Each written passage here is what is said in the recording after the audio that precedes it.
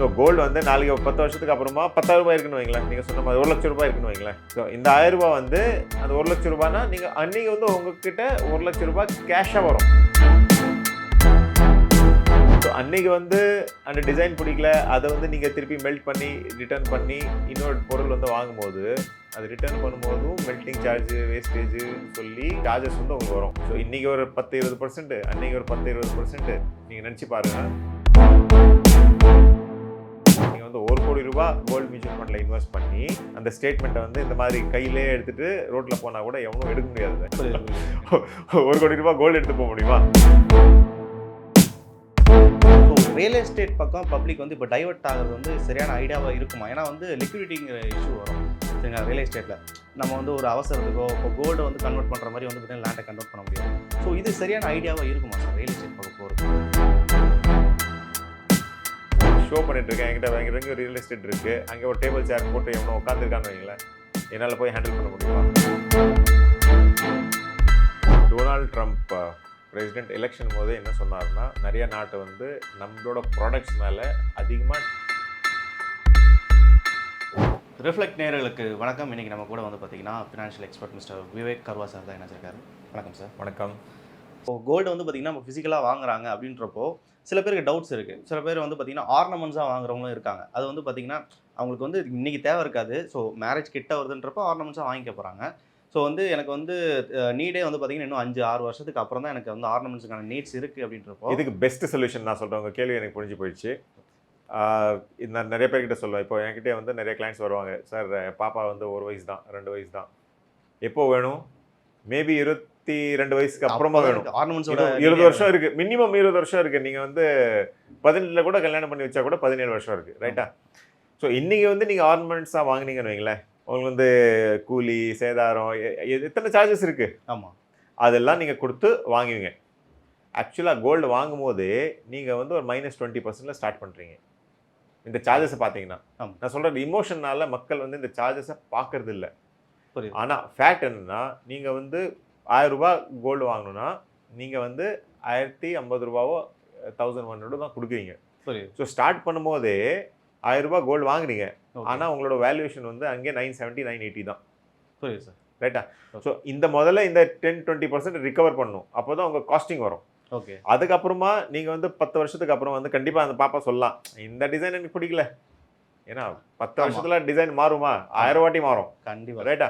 So அன்றைக்கி வந்து அந்த டிசைன் பிடிக்கல, அதை வந்து நீங்கள் திருப்பி மெல்ட் பண்ணி ரிட்டர்ன் பண்ணி இன்னொரு பொருள் வந்து வாங்கும்போது அது ரிட்டர்ன் பண்ணும்போதும் மெல்ட்டிங் சார்ஜு வேஸ்டேஜுன்னு சொல்லி சார்ஜஸ் வந்து உங்களுக்கு வரும். ஓகே. ஸோ இன்றைக்கி ஒரு 10-20%, அன்றைக்கி ஒரு 10-20% நீங்கள் நினச்சி பாருங்கள். நீங்கள் ஸ்டார்ட்டே வந்து ஒரு 30-40% வந்து லாஸில் பண்ணுறீங்க, ரைட்டா?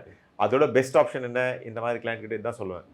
இன்றைக்கி வந்து கோல்டு பீஸோ நீங்கள் வந்து கோல்டு மியூச்சுவல் ஃபண்டில் வந்து இன்வெஸ்ட் பண்ணுறீங்கன்னா அதே 1000 ரூபா கோல்டுனா 1000 ரூபா முழுசாக வாங்குவீங்க. ஓகே, எந்த சார்ஜும் இல்லை. ஓகே, மேபி அஃப்கோர்ஸ் கொஞ்சம் ஸ்மால் ப்ரோக்கரேஜ் இருக்கும், அது 0.5-1% அதுக்கு மேலே வந்து இருக்க போகிறது இல்லை, ரைட்டா? ஸோ கோல்டு வந்து நாளைக்கு 10 வருஷத்துக்கு அப்புறமா 10,000 ரூபாய் இருக்குன்னு வைங்களேன், நீங்கள் சொன்ன மாதிரி 1 லட்சம் ரூபாய் இருக்குன்னு வைங்களேன். ஸோ இந்த 1000 ரூபாய் வந்து அந்த 1 லட்சம் ரூபாய்னா நீங்கள் அன்றைக்கி வந்து உங்ககிட்ட 1 லட்சம் ரூபாய் கேஷாக வரும் கண்டிப்பாக, திருப்பி நோ சார்ஜஸ். ஓகே. ஓகே, அன்றைக்கி அந்த 1 லட்சம் ரூபாய் கேஷ் எடுத்துகிட்டு போய் நீங்கள் வந்து கடையில் வந்து ஃப்ரெஷ்ஷாக வாங்கலாம், லேட்டஸ்ட் டிசைன். ஸோ உங்களுக்கு வந்து அந்த லாஸ் வந்து நீங்கள் கண்டிப்பாக எஸ்கேப் ஆகிறதுக்கு சான்சஸ் இருக்குது. அது ஒன்று. ரெண்டாவது, இது வந்து டிமேட்லேயோ மியூச்சுவல் ஃபண்டில் இருக்கும்போது சேஃப்டி பிரச்சனையே இல்லை. நீங்கள் வந்து 1 கோடி ரூபாய் கோல்டு மியூச்சுவல் ஃபண்டில் இன்வெஸ்ட் பண்ணி அந்த ஸ்டேட்மெண்ட்டை வந்து இந்த மாதிரி கையிலே எடுத்துகிட்டு ரோட்டில் போனால் கூட எவனும் எடுக்க முடியாது. 1 கோடி ரூபாய் கோல்டு எடுத்து போக முடியுமா பேக்கில்? அது முடியாது. ஸோ அந்த சேஃப்டிக்காக நீங்கள் அப்புறம் லாக்கர் வாங்குவீங்க, லாக்கருக்காக லாக்கர் செலவு கொடுப்பீங்க, மெயின்டெனன்ஸு, அது செக்யூரிட்டி, நிறைய பிரச்சனைகள் இருக்குது. இதில் வந்து பிரச்சனை எதுவுமே இல்லை. ஸோ கேஷில் வாங்கி என்ன ரேட் இருக்கோ அன்றைக்கி, கீழே இருந்தால் கீழே, மேலே இருந்தால் மேலே, கேஷை எடுத்துகிட்டு நீங்கள் வந்து ஃப்ரெஷ் கோல்டாக வாங்கலாம். கண்டிப்பாக சார். ஸோ இப்போ வந்து ரீசெண்டாக வந்து சில பேர் நான் மீட் பண்ணிருந்தப்போ சொன்னாங்க, எனக்கு வந்து இப்போ கோல்டு வந்து பார்த்திங்கன்னா எனக்கு ரொம்ப ஹைக் ஆகிட்டு போகுது. ஸோ அதனால் வந்து நான் ரியல் எஸ்டேட் பக்கம் வந்து பார்த்திங்கன்னா இன்வெஸ்ட்மெண்ட் வந்து என்னோட ஐடியா சேஞ்ச் பண்ணி ரியல் எஸ்டேட் பக்கம் நான் போகிறேன் அப்படின்னு சொல்லியிருந்தாங்க. ஸோ ரியல் எஸ்டேட் பக்கம் பப்ளிக் வந்து இப்போ டைவர்ட் ஆகிறது வந்து சரியான ஐடியாவாக இருக்குமா? ஏன்னா வந்து லிக்விடிட்டிங்கிற இஷ்யூ வரும் சரிங்களா. ரியல் எஸ்டேட்டில் நம்ம வந்து ஒரு அவசரத்துக்கோ இப்போ கோல்டை வந்து கன்வெர்ட் பண்ணுற மாதிரி வந்து பார்த்திங்கன்னா லேண்டை கன்வெர்ட் பண்ண முடியாது. ஸோ இது சரியான ஐடியாவாக இருக்குமா சார் ரியல் எஸ்டேட் பக்கம் போகிறது? இப்போ கண்டிப்பாக சரியான ஐடியா இல்லை. அண்ட் ரெண்டாவது விஷயம், இப்போ நம்ம சென்னையில் உட்காந்துருக்கோம். ஸோ நான் சென்னை பற்றி பேசுகிறேன். அஃப்கோர்ஸ் ஷோ வந்து வேர்ல்டு ஓவர் மக்கள் வந்து பார்க்கலாம். சென்னையில் பொறுத்த வரைக்கும் ரியல் எஸ்டேட்டை வந்து நீங்கள் பார்த்தீங்கன்னா ரொம்ப ஹை ப்ரைஸாக இருக்குன்னு சொல்லுவேன். ஆமாம் சார், கண்டிப்பாக. டெல்லியில் கூட நேற்று தான் நான் டெல்லியிலேருந்து வந்தேன். டெல்லியில் கூட இவ்வளோ ஹை ப்ரைஸஸ் இல்லை. ஓகே, ஸோ இன்றைக்கி வந்து நீங்கள் ஒரு ஃப்ளாட்டோ ஏதாவது ஒரு சாதாரண ஏரியாவில் இன்றைக்கி வந்து 15,000 ஸ்கொயர் ஃபீட்டுன்னு சொல்கிறாங்க. ஓகே ரைட்டா, அது எதுக்கு 15,000? அதுக்கு பின்னாடி நிறைய விஷயம் இருக்குது, அதை நான் வந்து பேச விரும்பல. ஆனால் அது 15,000 வாங்கி உங்களுக்கு வந்து 20, 25, 30 ஆகிடுமா? கண்டிப்பாக. இது வந்து காமன் சென்ஸு. ஸோ அது ஒரு விஷயம். ரெண்டாவது விஷயம் வந்து இப்போ நீங்கள் வந்து கோல்டு வந்து வாங்க போனால் 1 கிராம் கூட வாங்கலாம், 2 கிராம் கூட வாங்கலாம், 1 கிலோ கூட வாங்கலாம். அது உங்கள் இஷ்டம், உங்கள் கெப்பாசிட்டி. ஆனால் ரியல் எஸ்டேட் வந்து 3,000 ஏதாவது ரியல் எஸ்டேட் வாங்க முடியுமா?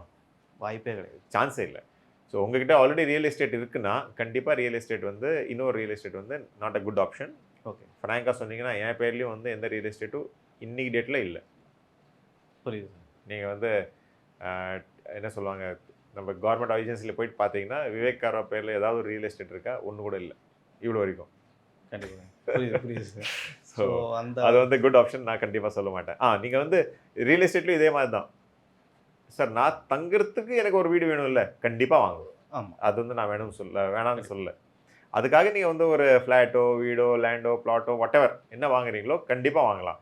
ஆனால் ரியல் எஸ்டேட்டை வந்து நான் இன்வெஸ்ட்மெண்ட் பண்ண போகிறேன், அது வந்து நம்மளோட வேலை இல்லை. நீங்கள் ரியல் எஸ்டேட் ஏஜென்ட்டோ ரியல் எஸ்டேட் டீலராக இருந்தால் நீங்கள் வந்து 10 ரியல் எஸ்டேட் இருந்தால் கூட போய் அங்கே வந்து நீங்கள் பத்திரமா இருக்கான்னு பார்க்கலாம். நீங்கள் ஏதோ ஜாப் வேறு பிஸ்னஸில் இருக்கீங்கன்னு வைங்களேன். இப்போ நான் வந்து இங்கே ஷோ பண்ணிட்டுருக்கேன், என்கிட்ட எங்கே ரியல் எஸ்டேட் இருக்குது, அங்கே ஒரு டேபிள் சேர் போட்டு எவனோ உட்காந்துருக்கான்னு வைங்களேன், என்னால் போய் ஹேண்டில் பண்ண முடியுமா? கண்டிப்பாக பண்ண முடியாது. ஸோ அதுக்காக தான் இன்வெஸ்ட்மெண்ட்னு சொல்லி நான் அட்வைஸ் பண்ண மாட்டேன். தங்குறதுக்கு வேணுமா கண்டிப்பாக நீங்கள் ஒரு ரியல் எஸ்டேட் வாங்கலாம். சார், இப்போ இந்த ரெசிப்ரோக்கல் டாரிஃப்னு சொல்லிட்டு ஒரு விஷயம் சொல்லியிருந்தாங்க. ஸோ ஏப்ரலில் வந்து அனௌன்ஸ் பண்ண போகிறாங்கன்னு சொல்லிட்டு அதை பற்றி கொஞ்சம் சொல்ல முடியுங்களா? டொனால்ட் ட்ரம்ப் பிரசிடென்ட் எலெக்ஷன் போதே என்ன சொன்னார்னா, நிறைய நாட்டு வந்து நம்மளோட ப்ராடக்ட்ஸ் மேலே அதிகமாக டேக்ஸ் வந்து சார்ஜ் பண்ணுறாங்க. ஓகே, உதாரணத்துக்கு ஹார்லி டேவிட்சன் வந்து யூஎஸ் கம்பெனி. ஆமாம், இந்தியாவில் வந்து எனக்கு தெரிஞ்சு 150% இருக்குன்னு நினைக்கிறேன் நான். Okay, import duty, customs duty. Okay. So என்ன ஆகுதுன்னா, நம்மளோட ப்ராடக்ட்ஸ் வந்து நம்மளால் விற்க முடியல. புரியுது. ஆனால் நம்ம வந்து மற்றவங்களோட ப்ராடக்ட்ஸை வந்து அதிகமாக வாங்கிட்டுருக்கோம் யூஎஸில். ஸோ அதனால என்ன ஆகுது, யூஎஸ் எக்கானமி வந்து சஃபர் ஆகுது, ஓகே, யூஎஸ் இண்டஸ்ட்ரீஸ் வந்து சஃபர் ஆகுது. ஓகே. ஏன் அந்த மாதிரி இருக்கணும்? அவங்க என்ன பண்ணுறாங்களோ அதுவும் நம்ம வந்து பண்ணுவோம். ஓகே. ஸோ அதனால் மார்க்கெட் கீழே போயிருந்தது, நிறைய வாலட்டிலிட்டி இருக்குது, கோல்டு மேலே போயிட்டுருக்கு, எல்லாமே இருக்குது. ஆனால் நீங்கள் வந்து அவங்களோட பாயிண்ட் ஆஃப் வியூலேருந்து, அவங்களோட சைட்லேருந்து நீங்கள் ஆஸ் அ யூஎஸ் பிரசிடென்ட் நீங்கள் வந்து யோசிச்சிங்கன்னு வைங்களேன், நீங்கள் பண்ணுறது ரைட். ஓகே, நம்ம நாட்டுக்கு நம்ம நல்லதானே பண்ணுவோம். இப்போ நம்ம பிரதமர் வந்து மோடி ஏதாவது சொல்கிறாருன்னா நம்ம நாட்டுக்கு நல்லதான் சொல்லுவார். ஓகே, ரைட்டா? அதே மாதிரி அவர் நாட்டுக்கு வந்து டொனால்ட் ட்ரம்ப் வந்து என்ன கரெக்டாக இருக்கோ அதான் வந்து அவர் சொல்லிட்டு இருக்காரு. ஓகே. ஸோ இது வந்து உண்மைதான். ஆக்சுவலாக இப்போ நான் சொன்ன மாதிரி ஒரு எக்ஸாம்பிள் சொல்லியிருக்கேன், 150% டேக்ஸ்ன்னு வைங்களேன். ஸோ என்ன ஆகும், நீங்கள் வந்து அங்கேருந்து ஒரு பைக் இம்போர்ட் பண்ணும்போது காஸ்டிங் ஆட்டோமேட்டிக்காக ஏறுது. புரியுது. ஆனால் மற்ற ப்ராடக்ட்ஸில் வந்து அவங்க நம்ம விற்கும் போது அவங்க வந்து அவ்வளோ சார்ஜ் பண்ணலன்னு சொல்லி அவங்க என்ன சொன்னாங்கன்னா, நீங்கள் என்ன பண்ணிட்டு இருக்கீங்களோ அதுவும் வந்து நாங்கள் வந்து பண்ணுவோம்னு சொல்லி, அதுதான் ரெசிப்ரோக்கல் டேரிஃப். நீங்கள் அதிகமாக டேக்ஸ் பண்ணுறீங்களா, டேரிஃப்னா கஸ்டம்ஸ் டியூட்டின்னு வைங்களா, இம்போர்ட் டியூட்டி.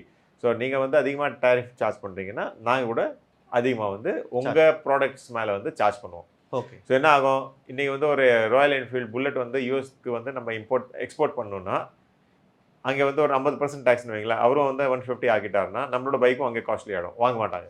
புரியுது. ரெண்டு சைடு வந்து அதை வந்து எஃபெக்ட் ஆகுது.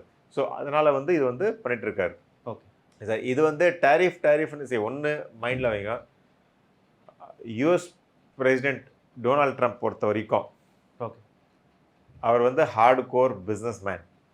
கண்டிப்பாக, அது ஆல்ரெடி தெரிஞ்சு. ஓகே, இப்போது எந்த பிரசிடென்ட்டு எடுத்தாலும் நீங்கள் வந்து பார்ப்பீங்க, அவர் வந்து அரசியல் கூட பேசுவார். அவன் இது பண்ணிட்டுருக்கான், இது பண்ணிட்டு எல்லா அரசியல் கூட பேசுவாங்க. ஓகே, இவர் வந்து பிஸ்னஸ் தவிர வேறு எதுவுமே பேசலை, டேரிஃப் தவிர வேறு எதுவுமே பேசலை. Hard core business man. அது உள்ள வந்து என் அப்போனண்ட் இப்படி, அப்போசிஷன் இப்படி இருக்குன்னு எதுவுமே பேசலை. அவங்க வந்து வெறும் 101% வந்து வெறும் பிஸ்னஸ் பேசிகிட்டு இருக்காரு. அது வந்து நீங்கள் வந்து நோட் பண்ணணும். ஸோ இது வந்து அதனால் வாலட்டிலிட்டி வந்து மார்க்கெட்டில் இருக்குது. ரெண்டாவது, இது வந்து ரொம்ப நாள் அப்படியே ஓடுமா? கண்டிப்பாக ரொம்ப நாள் ஓடாது. ஏன்னா யூஎஸ்லேயும் வந்து எலெக்ஷன்ஸ் எல்லாம் வரும். ஓகே யூஎஸ் மார்க்கெட்டும் கீழே போயிருக்கு. ஓகே. ஸோ அங்கேயும் வந்து இன்வெஸ்டர்ஸ் இப்போ இந்தியாவில் வந்து நம்ம 7-8% தான் மக்கள் வந்து முதலீடு செய்கிறோம். யூஎஸ்ல வந்து 53-58% மக்கள் வந்து முதலீடு செய்கிறாங்க. ஸோ என்ன ஆகுது, பங்குச்சந்தை கீழே போகும்போது அந்த 58-60% மக்கள் வந்து பாதிக்கும் போது ஆட்டோமேட்டிக்காக இவர் மேலே ப்ரெஷர் இருக்கும். கண்டிப்பாக. ரைட்டா? ஸோ அதனால தான் எடுத்த உடனே ஸ்டார்டிங்லேயே ஃபஸ்ட்டு 2-3 மாதத்துல வந்து இந்த வேலை வந்து அவர் பண்ணிட்டு இருக்காரு. ஓகே. எதுக்குன்னா ரொம்ப நாள் என்னால் பண்ண முடியாதுன்னு அவருக்கும் தெரியும். அது ஒன்று. ப்ளஸ் இப்போ என் ஒப்பீனியன் என்னென்னா, இது வந்து டேரிஃப் வந்து ஒரு எக்ஸ்கியூஸ். ஓகே. அவர் வந்து டாலர் கேம் வந்து விளையாடுறாரு. டாலர் கேம்னா யூஎஸ் டாலர் வந்து நிறையா கரன்சிஸ் வந்து கொஞ்சம் வீக்காக இருந்தது. மக்கள் வந்து டாலர் வேணாம், நம்ம வந்து இன்னொரு கரன்சி போகலாம், ஆயில் வந்து ரஷ்யன் ரூபிளில் வாங்கலாம், இந்தியா கூட பண்ணாங்க. ரைட்டா? ஸோ டாலருக்கு வந்து மதிப்பு இல்லாமல் கொஞ்சம் போயிட்டு இருந்தது. இவர் வந்து டாலர் வந்து திருப்பி கொண்டு வரணும் மேலே. ஓகே. அந்த நீங்கள் வந்து நோட் பண்ணீங்கன்னா டேரிஃப் ஒரு எக்ஸ்கியூஸ். ஓகே. ஓகே. ஆனால் எக்ஸாம்பிள் அகெயின்ஸ்ட் என் ஜாப்பனீஸ் என் கம்பெனிங்க வந்து பார்த்தீங்கன்னா ஆல்மோஸ்ட் ஜாப்பனீஸ் என் 20% கீழே போயிருக்கு அகெயின்ஸ்ட் டாலர். ஓகே. ஏன்னா டாலர் ஸ்ட்ரென்த்தன் ஆயிருக்கு, ஸ்ட்ராங் ஆயிருக்கு world over. Okay. Against rupee luckily rupee வந்து இன்னும் ஸ்ட்ராங்காக இருக்குது, பிகாஸ் நம்மளோட எக்கானமி ஸ்ட்ராங்காக இருக்குது. ஓகே. ஆனால் மற்ற நாட்டோட நீங்கள் வந்து கம்பேர் பண்ணிங்கன்னா டாலர் வந்து ஸ்ட்ராங்காக இருக்குது. இப்போ என்னென்னா ஜாப்பனீஸ் என் வந்து 20% டெப்ரிஷியேட் ஆயிருக்குன்னு வைங்களேன். சரி, ஒரு ரிகவரி கொடுத்துடலாம், 10% ரிகவரி கொடுத்துடலாம். 10% கொடுத்தாலும் எண்ட் ரிசல்ட் என்ன, டாலர் வந்து 10% ரிகவரி ஆயிருக்கு. ஓகே. ரைட்டா?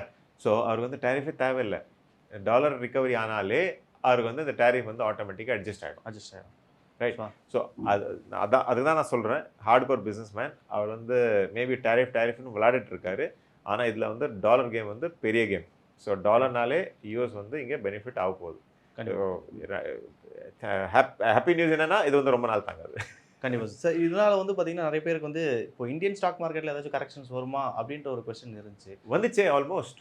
நம்ம இந்தியன் ஸ்டாக் மார்க்கெட் வந்து 82,000 டச் பண்ணி நம்ம ஆல்மோஸ்ட் 72 வரைக்கும் வந்தோமா. அவ்வளோ கரெக்ஷன் ஆல்ரெடி வந்து நம்ம வந்து பார்த்தாச்சு. பெரிய கரெக்ஷன் ஆல்ரெடி பார்த்தாச்சு. அண்ட் இப்போ வந்து திருப்பி ரிகவரி ஆகிட்டு இருக்கு இந்தியன் ஸ்டாக் மார்க்கெட்டும். Okay. So Indian stock market வேல்யூஷன்ஸும் ஹையாக இருந்தது. ப்ளஸ் இந்த டாலர் கேம் விளாடின உடனே டேரிஃப் விளாடின உடனே ஐ திங்க் கரெக்ஷன்ஸ் ஆல்ரெடி வந்து பார்த்தாச்சு. இப்போ கரெக்ஷன் டியூ வந்து யூஎஸில் தான். ஓகே. யூஎஸ் மார்க்கெட்ஸ் டெஃபினட்டாக வேல்யூஷன் அதிகமாக இருக்குது. ஸோ அதனால தான் இவர் வந்து இந்த விஷயம்லாம் பண்ணிகிட்ருக்காரு. ஸோ சொன்ன மாதிரி இது வந்து இன்னொரு 2-3 மாதத்துக்கு மேலே வந்து தாங்காது. ஏன்னா அவரே வந்து நிறுத்திடுவார். எதுக்குன்னா அங்கேயும் யூஎஸ்லேயும் வந்து ப்ரிலிம்ஸ் எலெக்ஷன்ஸ் எல்லாம் வரும். ஓகே. இப்போ நம்ம நாட்டில் வந்து அடுத்த வருஷம் தமிழ்நாடு எலெக்ஷனு, இந்த வருஷம் பீகார் எலெக்ஷனு, அதுக்கு ஏதாவது ஒரு எலெக்ஷன் வந்துகிட்டே இருக்குல்ல. ஆமாம். ஸோ அதனால் நிறைய பேர் வந்து வேலை பண்ண முடியாது. ஏன்னா ஒரு எலெக்ஷன் வந்து வந்துகிட்டே இருக்கும். ஸோ அங்கேயும் வந்து சின்ன எலெக்ஷன்ஸ் வரும். ஸோ அந்த எலெக்ஷன்ஸை வந்து பாதிக்கக்கூடாதுன்னு சொல்லி இவர் வந்து இந்த கேமை வந்து கண்டிப்பாக ஸ்டாப் பண்ணுவார். ஓகே. ஸோ அதை வந்து எக்ஸ்பெக்ட் பண்ணலாம் ஷுவராக. கண்டிப்பாக பண்ணலாம். ஸோ நிறைய விஷயங்கள் வந்து பார்த்தீங்கன்னா கூட பகிர்ந்துக்கிட்டீங்க. உங்கள் நேரத்துக்கு ரொம்ப நன்றி சார். நன்றி.